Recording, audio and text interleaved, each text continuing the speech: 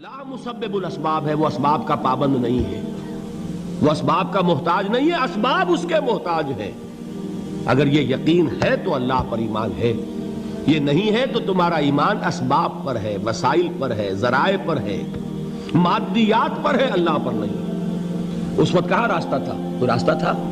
سمندر ہے اور ادھر سے لشکر آ گیا ہے۔ کلا ان معی ربی سیہدین۔ اب دیکھیے ایمان کہہ دینا آسان ہے، ہوا معکم اینما کنتم، جہاں کہیں بھی تم ہوتے ہو اللہ تمہارے ساتھ ہوتا ہے، لیکن اس کا یقین قائم ہو جائے تو زمین و آسمان کا فرق واقع ہو جائے۔ یہی بات ہوئی حضور کے ساتھ۔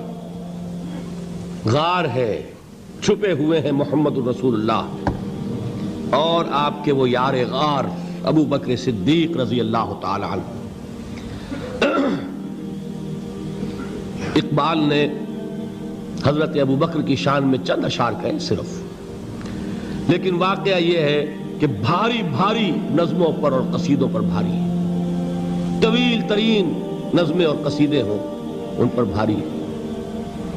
ہمتیں ابو بکر کی ہمت جو ہے، کشت ملت را جو ابر، جیسے بارش سے کھیتی اپجتی ہے، ابو بکر کی ہمت اور عزیمت اس امت کو اسی طرح سینچنے والی ہے۔ ثانیے اسلام و غار و بدر و قبر، وہ دوسرے تھے اسلام میں، دوسرے پہلے کون تھے؟ انا اول المومنین، حضور فرماتے ہیں سب سے پہلا ایمان لانے والا میں، دوسرے ابو بکر۔ ویسے ہمارے ہاں یہ چلتا ہے اختلاف، حضرت علی پہلے ہیں کہ حضرت ابو بکر پہلے ہیں، لیکن اس میں بڑی خوبصورت تطبیق قائم کی ہے علماء نے اور بہت صحیح ہے۔ چار کے بارے میں فیصلہ ہی مت کرو کہ کون پہلے ہے، ان کی ایک عجیب تقسیم کر دی ہے۔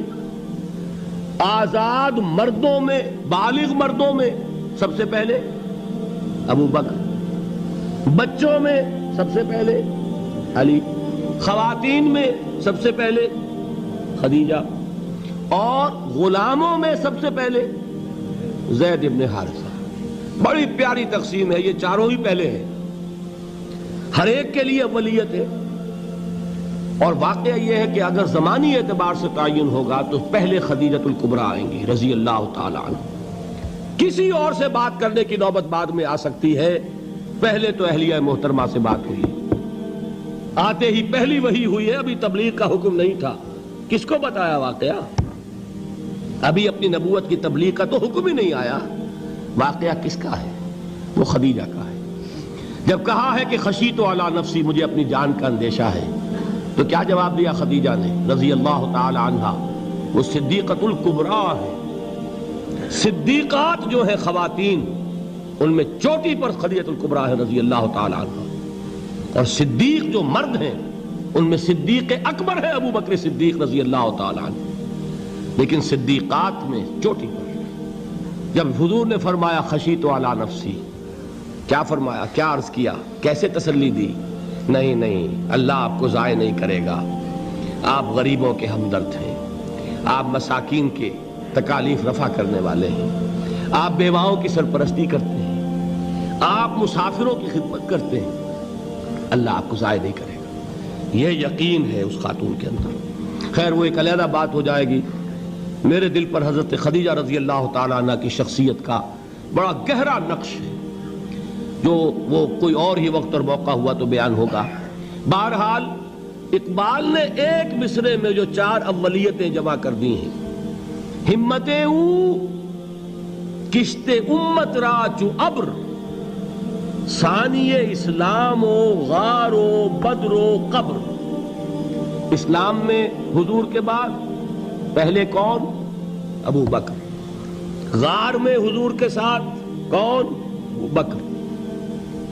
بدر کی رات اللہ کا رسول سربسجود، وہ جھاڑ، وہ گھاس پھوس کی جو جھوپڑی بنائی گئی تھی، اور وہاں تلوار ننگی لے کر پہرا دینے والا کون؟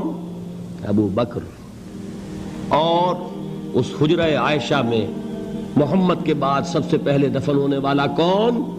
ابو بکر رضی اللہ تعالی عنہ وصلی اللہ علیہ وسلم۔ وہ جو معاملہ میں سنا رہا تھا غار ثور کا، حضرت ابو بکر بھی حضور کے خیال سے لرز گئے ہیں. آپ کو یاد ہوگا کہ جا کر پہلے تمام جتنے سوراخ تھے انہیں بند کیا ہے. ایک سوراخ رہ گیا تھا جس کو بند کرنے کے لیے کوئی کپڑا نہیں تھا. وہاں اپنی ایڑی رکھی ہے. تب کہا ہے حضور سے تشریف لائیے, اور اپنے زانو پر حضور کو لٹایا ہے. اور وہاں کسی موذی جانور نے کاٹا ہے. حضور کی آنکھ لگ گئی تھی. اس وقت اس بل کے اندر جو بھی بچھو ہے کیا ہے واللہ عالم, اس نے کاٹا ہے. اس کی تکلیف کی وجہ سے ابو بکر کی آنکھوں سے آنسو ٹپک گئے. حضور کے چہرے مبارک پر پڑے ہیں تو حضور جاگے ہیں, معاملہ کیا ہے. ایڑی نہیں ہٹائی وہاں سے, مبادا وہ جانور وہاں سے نکل کر محمد الرسول اللہ کو کوئی گزن پہنچا دے. ابو بکر کی ایڑی ہے, جس طرح چاہے کھا لے, ختم کر دے, جان نکل جائے تب کوئی آنچ آئے محمد پر تو آئے, لیکن جیتے جی نہیں. وہ ہے ابو بکر.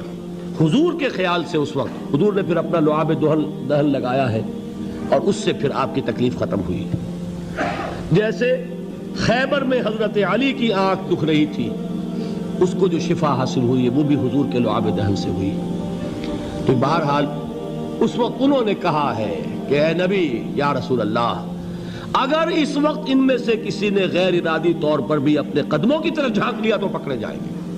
کیا جواب تھا اللہ کے رسول کا؟ لا تحزن ان اللہ معنا. اللہ ہمارے ساتھ ہے, کیوں گھبراتے ہو ابو بکر. یہ ہے ایمان باللہ, میرا مالک اللہ, میرا رازق اللہ, میرا محافظ اللہ, میرا مددگار اللہ, میرا پشت پناہ اللہ, میرا دوست اللہ. یہ دوستی ہے اللہ کی جو لب لباب ہے, حاصل ہے ایمان کا. اسی کا نام ولایت ہے. اولیاء اللہ کے سروں پر سینگ نہیں ہوتے. جس کے دل میں ایمان راسخ ہو چکا ہو وہی اللہ کا ولی ہے. جسے اللہ پر یقین ہو چکا ہے وہی اللہ کا ولی ہے. جسے یقین ہے اللہ میرے ساتھ ہے, میرا مددگار, میرا پشت پناہ, میرا ساتھی, میرا دوست, میرا محبوب, میرا محب. اللہ اہل ایمان سے محبت کرتا ہے. واللہ یحب الصادقین. ان اللہ یحب الذین یقاتلون فی سبیلہ صفا کانہم بنیان مرصوص. اللہ محبت کرنے والا, اہل ایمان محبوب, اور اہل ایمان محبت کرنے والے اللہ محبوب. والذین آمنوا اشد حبا للہ. آپ تصور کیجئے جسے یہ رشتہ ایمان یا رشتہ ولایت حاصل ہو جائے, الا ان اولیاء اللہ لا خوف علیہم ولا هم یحزنون. آگاہ ہو جاؤ, اللہ کے دوستوں کے لیے نہ کوئی خوف ہے نہ کوئی حزن ہے. اور میں بیان کر چکا تھا, خوف اور حزن کے خاتمے ہی کا نام امن ہے. زوال خوف, زوال حزن. یہ خوف اور حزن کیوں آتے ہیں بار بار؟ اللہ تخافوا ولا تحزنوا, دونوں آ گئے. الا ان اولیاء اللہ لا خوف علیہم ولا هم یحزنون, پھر وہی دو. وہ کیوں ہے؟ خوف ہوتا ہے کسی مستقبل کی بات کا, یہ نہ ہو جائے, وہ نہ ہو جائے, یہ نقصان نہ پہنچ جائے, یہ تکلیف نہ ہو, یہ غضب نہ آ جائے. خوف ہے مستقبل سے. حزن ہے یہ کیوں ہوا, یہ نہیں ہونا چاہیے تھا, یہ میرا فلاں چیز میرے ہاتھ سے جاتی رہی ہے, فلاں موقع نکل گیا, اب بیٹھے ہوئے ہیں اندر ہی اندر کڑ رہے ہیں, صدمہ ہے اور رنج ہے. اور جو اللہ پر ایمان رکھتا ہے وہ جانتا ہے ما اصاب من مصیبت فی الارض ولا فی انفسکم الا فی کتاب من قبل ان نبرأها ان ذلک علی اللہ یسیر لکی لا تعصوا علی ما فاتکم ولا تفرحوا بما آتاکم واللہ لا يحب کل مختال فخور. اس زمین میں یا تمہاری جانوں میں کوئی تکلیف, کوئی مصیبت نہیں آ سکتی سوائے اس کے کہ جو اللہ نے لکھ دی ہو, اس سے پہلے کہ وہ ظاہر ہو. جس کو یہ حقیقت معلوم ہو گئی اس کو یہ طرز عمل اختیار کرنا چاہیے. جو چیز چھن جائے, جاتی رہے, چھوٹ جائے, اس پر افسوس نہ کرو. کس نے چھینی؟ دوست نے. دوست کے فیصلے پر شکایت. دوستی کو بٹا لگا رہے ہو, سرے تسلیم خم ہے جو مزاج یار میں آئے. اگر دوستی ہے تو پھر تو تمہیں گردن جھکانی چاہیے کہ ہر چے ساقی ماریخت عین الطافست, جو بھی میرا ساقی میرے پیالے میں ڈال دے اس کا کرم ہے. جو اس کی طرف سے آئے اس پر کوئی رنج نہیں, کوئی صدمہ نہیں, کوئی غم نہیں, کوئی شکایت نہیں, کوئی شکوہ نہیں. اور جو ہوگا وہ اس کے اذن کے بغیر نہیں ہوگا, اور اس کا اذن ہوگا تو یقیناً میرے لیے خیر ہی خیر ہے, چاہے وہ ناگوار شے ہو, بظاہر مجھے اچھی نہ لگ رہی ہو، میری شارٹ سائٹڈنس میں مجھے وہ نظر آ رہی ہے کہ میرے لیے بری ہے، لیکن قرآن نے کہا ہے عسیٰ ان تکرہوا شیئا وہو خیر لکم وعسیٰ ان تحبوا شیئا وہو شر لکم واللہ یعلم وانتم لا تعلمون۔ ہو سکتا ہے تم کسی چیز کو ناپسند کرو درحال ہے کہ اسی میں تمہارا خیر ہو، اور ہو سکتا ہے تم کسی چیز کو پسند کرو درحال ہے کہ اس میں تمہارا شر ہو۔ اللہ جانتا ہے، تم نہیں جانتے۔ جب مجھے یہ بات معلوم ہو گئی، میں نے اپنا معاملہ اللہ کے حوالے کیا۔ سپردم بے تو مایا خیشرا تو دانی حساب کم و بیشرا، اے رب جو تو چاہتا ہے وہ ہو، تیرے علم میں جو شے میرے لیے خیر ہے وہ ہو جائے، میری کوئی پسند نہیں، میری کوئی چاہت نہیں، یہ ہے راضی برضائے رب۔ اکبر الہ آبادی نے اسے کہا ہے رضائے حق پہ راضی رہ، یہ حرف آرزو کیسا، خدا خالق، خدا مالک، خدا کا حکم تو کیسا۔ جب میں آ گیا بیچ میں، میری پسند، میری مرضی، میری خواہش، میری چاہت، یہی تو شرک ہے۔ ما شاء اللہ کان وما لم یشاء لم یکن، جو اللہ نے چاہا وہ ہوا، جو اس نے نہیں چاہا نہیں ہوا، اختیار اس کا ہے، میرا تو نہیں۔ رضائے حق پہ راضی رہ، یہ حرف آرزو کیسا، خدا خالق، خدا مالک، خدا کا حکم تو کیسا۔ اقبال نے اسے کہا ہے فارسی میں، اب آپ کہیں اس کا ترجمہ بھی کرو تو وہ مجھے ذرا اس وقت کچھ بہت ہی بدذوقی کسی بات نظر آئے گی۔ جائیے پوچھئے کسی سے جسے فارسی آتی ہو۔ برو کشید ز پیچا کے ہست و بود مرا، چے اقدہا کے مقام رضا کشود مرا۔ مجھے تو تمام پیچ و خم سے نکال دیا اس مقام رضا نے، میں راضی برضائے رب ہوں، جو فیصلہ اس کا میں اس پر راضی۔